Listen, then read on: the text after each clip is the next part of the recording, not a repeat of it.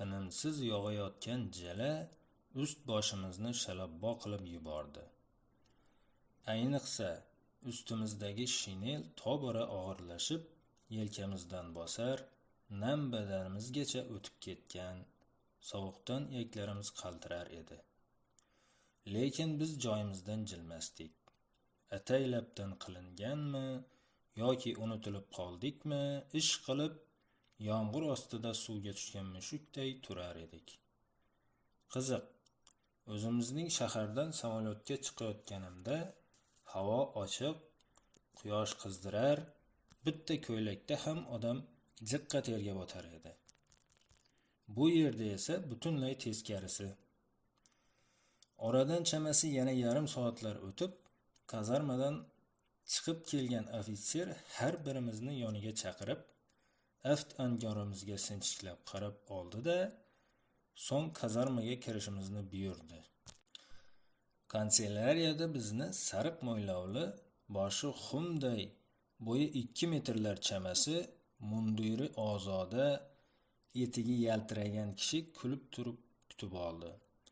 Uning kulgisi juda boshqacha, mayin edi-yu, lekin odamning vujudida titroq uyg'otardi. U har birimiz bilan qo'l berib ko'rishdi-da, "Mening ismim mayor Botinkov Vladimir Anatolyevich. Bundan buyog'iga to harbiy xizmatni tugatgunlaringcha sizlar bilan birga bo'laman. Xarakterim, ish uslubimni yo'l-yo'lakay, ya'ni xizmat davomida bilib olasizlar. Eng avval sizlarga shuni alohida ta'kidlab aytmoqchimanki, bizning bo'linma boshqa harbiy qismlarga umuman o'xshamaydi. Shuning uchun sport bilan jiddiy shug'ullangan yigitlargina bu bo'linmaga qabul qilinadi. Yana sportning ham uncha-muncha turi emas, karate, dzyudo, boks bilan shug'ullanganlar. Umuman bizga bular ham kam. Maxsus tekshiruv eng asosiysi hisoblanadi.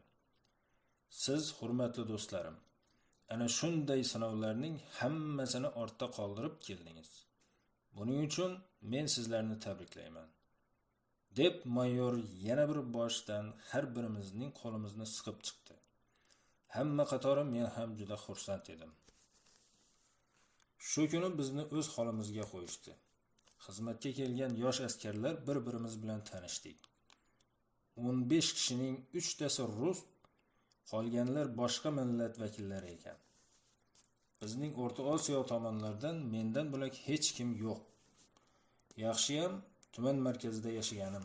Aks holda bu yerdagilar bilan umuman gaplasha olmasdim. Chunki qishloqda bo'lganimda rus tilidan oqsardim. Ertasiga bizni Ratenov shahridan 30 kilometr uzoqlikdagi o'rmonga olib ketishdi.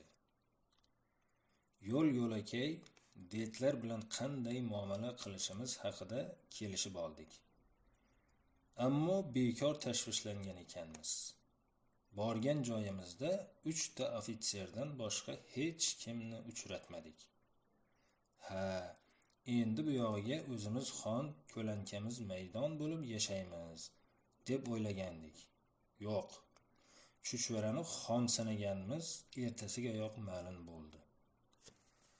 Ertalab soat 6da kalta ishtonda tashqariga olib chiqishdi-da, yalangoyoq yugurtirishdi. Umuman yoshligimdan yugurishni yaxshi ko'rganligim bois qiyinchilik sezmadim.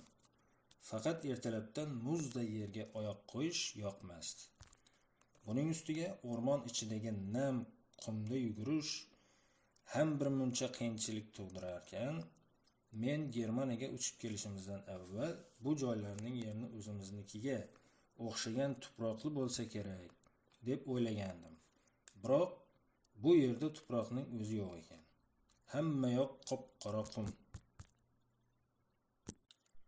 Butun boshli o'rmonni yugurib o'tganimizdan so'ng kichikroq anhorga duch keldik.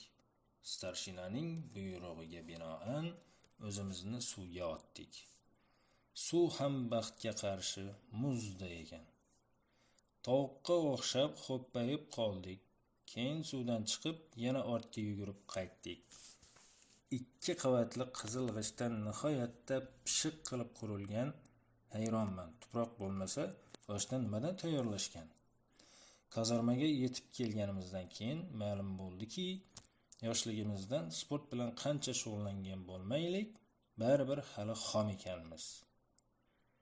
Kazarma yonidagi sport maydonchasida yana turli mashqlarni bajarib, rosa holdan toydik. Nonushtadan so'ng siyosiy o'quv boshlandi. Kechagidan farqli o'laroq havo ochilib ketgan, quyosh nuri derazadan yog'ilib turardi. Odamni uyqu bosardi. O'zimni sergak tutishga qancha harakat qilmay, baribir ko'zim yumilib ketaverdi. Bir mening uyqum kelyaptimi deb atrofimga nazar solsam, boshqalar ham esnar, ba'zilar boshini stolga tashlab yotib olgandi. Bir payt hamma o'rnidan tursin degan buyruq yangradi. O'rnimizdan sapchib turdik-da, tek qotdik. Ikkinchi raqamli kiyimda tashqarida saflaning. Birinchi kuniyoq bizga 4 xil kiyinish haqida ma'lumot berishgandi. Birinchisi faqat kalta ishtonda, ikkinchisi shim va etikda, uchinchisi shim, etik va xibi, ipak yoki paxtadan tayyorlangan ko'ylak kostyum. So'nggisi esa hamma kiyimlar ustidan shinel kiygan holatda. Siyosiy dars o'tilayotganda uxlaganingiz uchun jazo sifatida 5 chaqirim yurasizlar. Safni buzmasdan. Basharti birontangiz orqaga qolib ketsangiz, yana shuncha masofa qo'shiladi. Yugurish boshlandi. Bizni bunday jazoga mubtalo qilgan uyqu bir pasda uchdi. Taxminan 4 chaqirimgacha biz leytenant aytganday yugurdik. Biroq keyin Mikiladze degan gruzin yigit oyog'i chalinib yiqilib tushdi. Biz esa unga qaramay yugurishda davom etdik. Bu bizning yo'l qo'ygan xatomiz edi. Yiqilgan sherigimizni tashlab ketganligimiz uchun yana 5000 metrga yugurish jazosi belgilandi. Boshqalarni bilmadim-u, ammo men adoyi tamom bo'ldim. Oxirgi metrlarni ana yiqilaman, mana yiqilaman deya zo'rg'a bosib o'tdim. Bir haftalik harbiy xizmat shu tariqa o'tdi. Keyin ko'nikib ketdik. O'shanda bizga kun bo'yi yugurasizlar deyishganda ham bo'yin tovlamasdan yuguraverardik. Germaniyaning ob-havosi g'alati ekan. Tushgacha quyosh sharaqlab turadi-da, keyin birdan jala quyib qoladi. 2 soatlardan so'ng yomg'ir to'xtab, yana havo ochilib ketadi. Yomg'irdan keyin quyosh nurlari atrofni yashnatib yuboradi. Menimcha, bu yerda ham bulbul bo'lsa kerak. Oftob bulut orasidan bo'y ko'rsatayotgan mahal, daraxt shoxlari orasida dilkash xonish yangraydi. Bu ovoz o'zimizning bog'lardagi bulbulning sayrashiga juda o'xshab ketadi. Oradan bir oy o'tib, qasamyod qabul qilganimizdan so'ng haqiqiy xizmat boshlandi. Qo'l jangi, dzyudo, karate kabi sport turlarini mashq qilardik. Shuningdek, bizga nemis tili juda chuqur o'rgatilardi. Hatto tilni yaxshiroq o'zlashtirishimiz uchun shaharga onda-sonda birorta ofitser hamrohligida chiqib, nemislar bilan gaplashishga izn berilardi.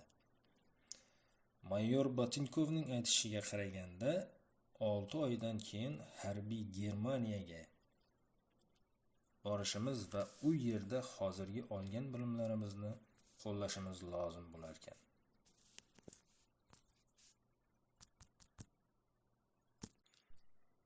Odam zoti hamma narsaga ko'nikuvchanligi o'sha kezlarda his qilgandim. Bo'lmasa bunaqangi og'ir mehnatga odamzotning dosh berishi qiyin-ov. Ko'p o'tmay kuchga to'ldik.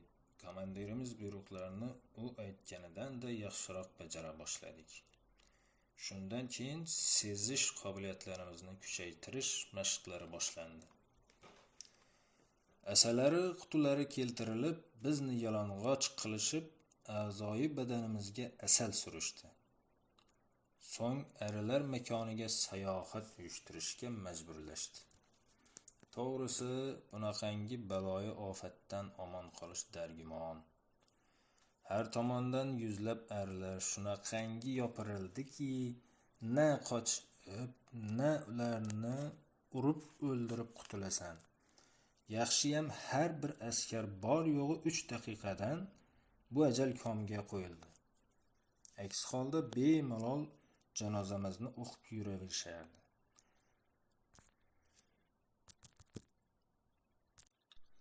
Jahannam yonida 4 tomoni oyna bilan yopilgan maxsus jon saqlash xonasi bor edi. 3 daqiqadan keyin uning eshigi ochilardi.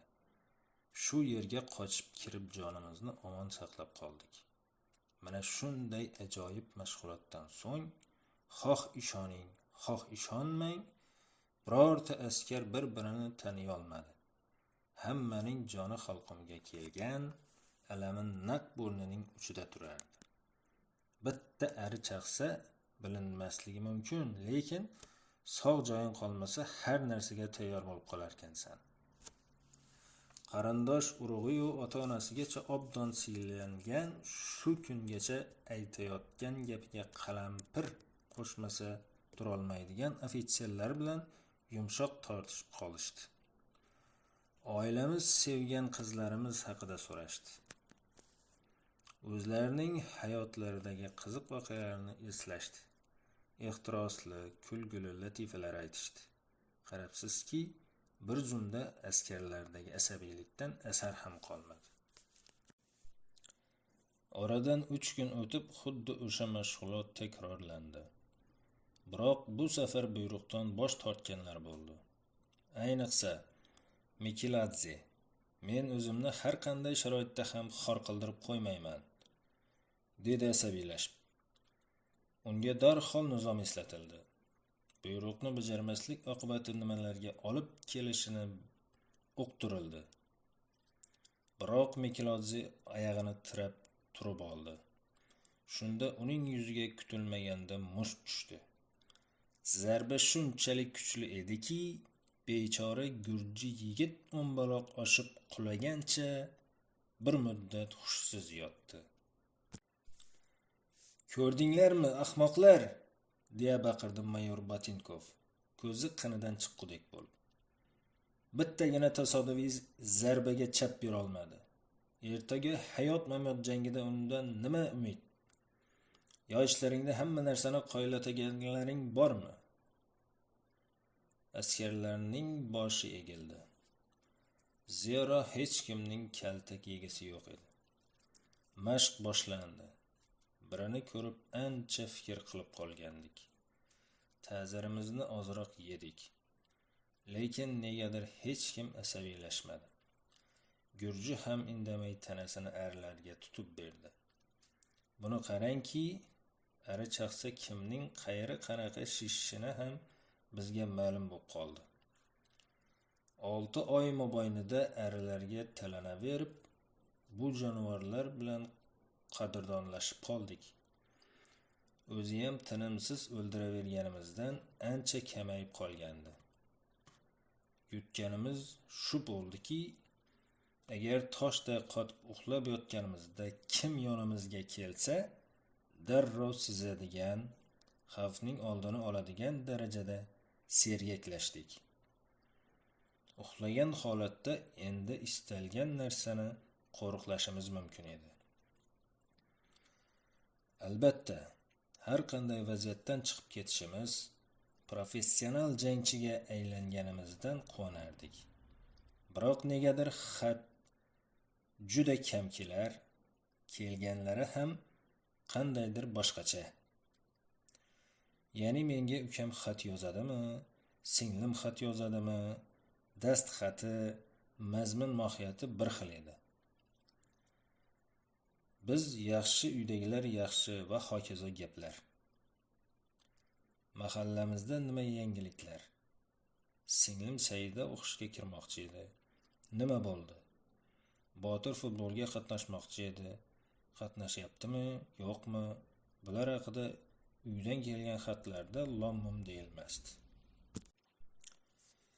Ayniqsa, o'zim oshig'i beqaror bo'lgan, lekin hech qachon biror og'iz shirin so'zini eshitolmagan Nafisaga ne umidlar bilan yozgan xatimga kelgan javob taajjubga soldi. Hurmatli Sobir aka, deya boshlangandi xat. Samimiy tilaklaringiz uchun rahmat. Men sizni biror daqiqa bo'lsin hayolimdan chiqarganim yo'q. Doim siz to'g'ringizda o'ylab yuraman. Sog'inaman.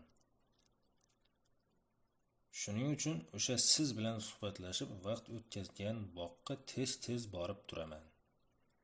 Uyimizga 1-2 marta sovchilar kelgandi. Qaytarib yubordim. Otamga, mening sevgan yigitim bor. Hozir armiyada. Men unga va'da berganman. Boshqaga o'lsam ham tegmayman dedim. Otam tushundi. Sovchilarni qaytarib yubordi.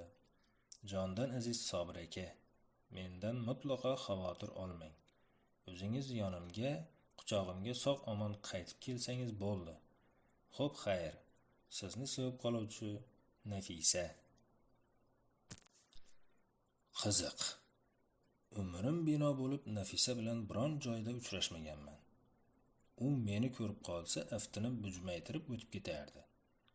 Uning va'dasi to'g'risida esa gap ham bo'lishi mumkin emas. Bular kamlik qilganday quchog'imga qaytingmish. Menimcha bu xat boshqa birovga yozilgan. Adashib menga kelib qolgan. Degan o'yda konvertning orqa tomoniga qaradim.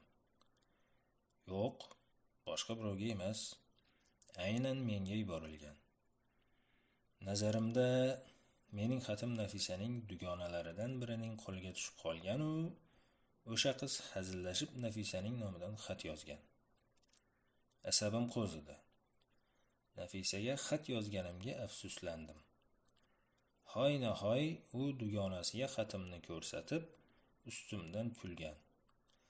To'g'risi, agar hozir harbiy xizmatda bo'lmaganimda, odamning ustidan kulish qanaqa bo'lishini ko'rsatib qo'yardim. O'sha nozik niholga. Shunaqa o'ylar girdobida yurganimda, odessalik quroldoshim Alek Belousu yonimga kelib, dardini aytib qoldi. Oyimga xat yozgandim. Yaqinda javobini oldim. Bilasanmi? Oyimning dastxati boshqacha edi. Keyin u birovga xat yozsa, albatta ukrainchani aralashtirardi. Lekin javob xatida ukraincha so'z u yoqda tursin, dastxati mutlaqo boshqacha. Xuddi yuradigan qizimnikiga o'xshaydi. Ukamning xati ham shunaqa dastxatga yozilgan. Hech bo'lmaganda erkak bilan ayolniki boshqa bo'lish kerak-ku, to'g'rimi? Dedi u peshonasi tirishib. Men unga tayin biror gap ayta olmadim. Chunki xat masalasida o'zim ham hayron edim. Keyin bilsam, hamma askarlarning ahvoli shunday ekan. Ammo bu haqda hech kim komandirlarga churq etmadi. Go'yo bu tabiiy holatday. Faqat ko'ngilga shubha oraladi. Harbiy xizmatimizning 8-oyida boshqa desant polkasi bilan birgalikda o'quv mashg'uloti o'tkazdik. Ishonasizmi? 15 kishi bo'lib 400 kishini yer tishlatdik. Odam yayrab ketarkan. Shuncha odamning bizga kuchi yetmadi. Polk komandiriga qo'shib, ularga tegishli hamma hujjatlarni o'marib ketdik. Nazarimda o'shanda biz jiddiy sinovdan o'tgandik.